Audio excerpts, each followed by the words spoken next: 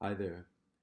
I wanted to offer at this time an invitation to practice that is a part of the new piece that I'm working on, and thought it would be something that might be of use to share. Um, it is a letter writing practice, and I thought I would just outline some of the basics. And it's something that you can take up as you wish, in your time and in your way, and you can tailor it to your own desires and to the psychic space and the time that you have available. Um, but I would break down four different types of letters to think about. One is a letter of gratitude that you can write to someone to say thank you. And I'm particularly interested in the ways we can offer gratitude to people that we may not have done so for before. Um, and maybe even gratitude for something that doesn't even seem like you might say thank you for. Um, Number two is a letter of introduction. Write a letter to someone that you want to know that you don't know.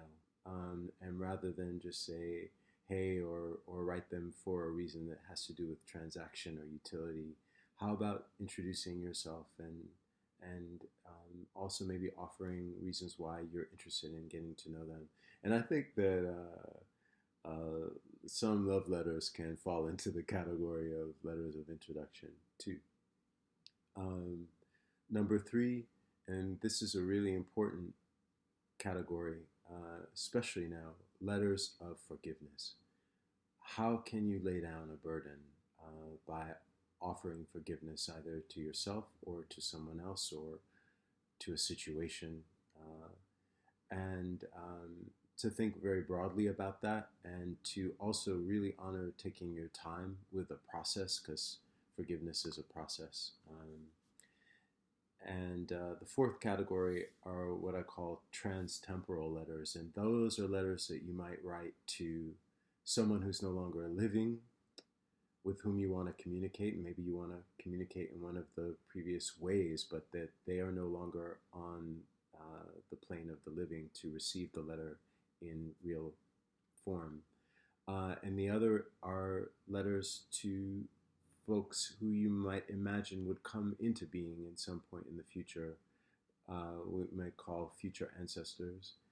Um, but these letters are important because they allow us to communicate um, with people, with experiences that have shaped us but come to us across history, and maybe unresolved business or gratitude you want to offer to somebody who really impacted your life who isn't living anymore.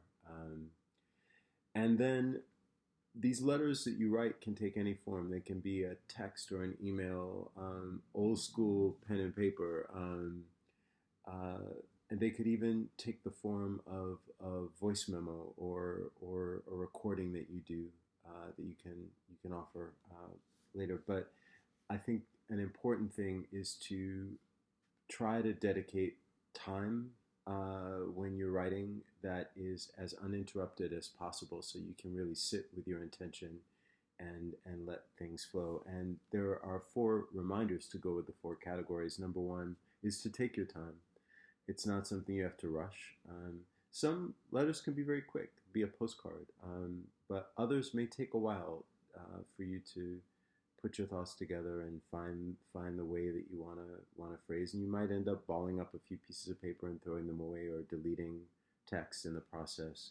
But number two in the reminders is be real, not perfect. Don't worry about it being the best letter that was ever written. Don't worry about it being, utterly grammatically correct or all your spelling. I think the idea is that you are really speaking from your heart and being as honest as you possibly can be, and that kind of expression means more than the perfection of its form.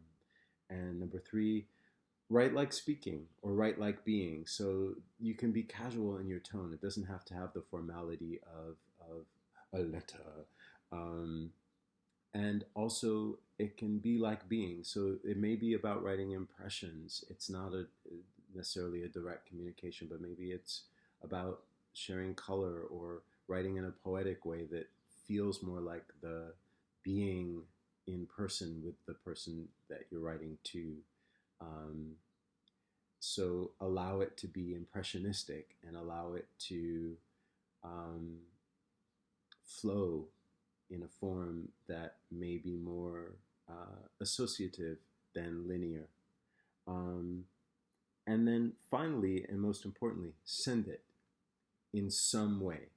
Now, that may mean putting it in the mail or sending it in an email or sending it in a text. It may be that you're not in a place where, for example, if you've written a letter of forgiveness, that you can yet send it to the person. It's not that place yet, but you've written it for yourself. So sending it might take the form of speaking it out loud or reading it to yourself in a meditative state.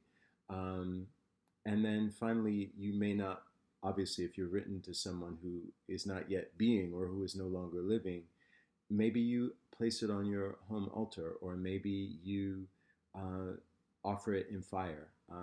Maybe you again speak it out loud with deep meditation on the person that is no longer here. Um, but it's very important that you move it from the writing to the sending. Give it energy to move it along. And so those are some tips for the process. I may check back in and offer some more thoughts, but right now I would just encourage you to write a letter to somebody, and especially at a time of such anxiety and so many people being asked to stay inside.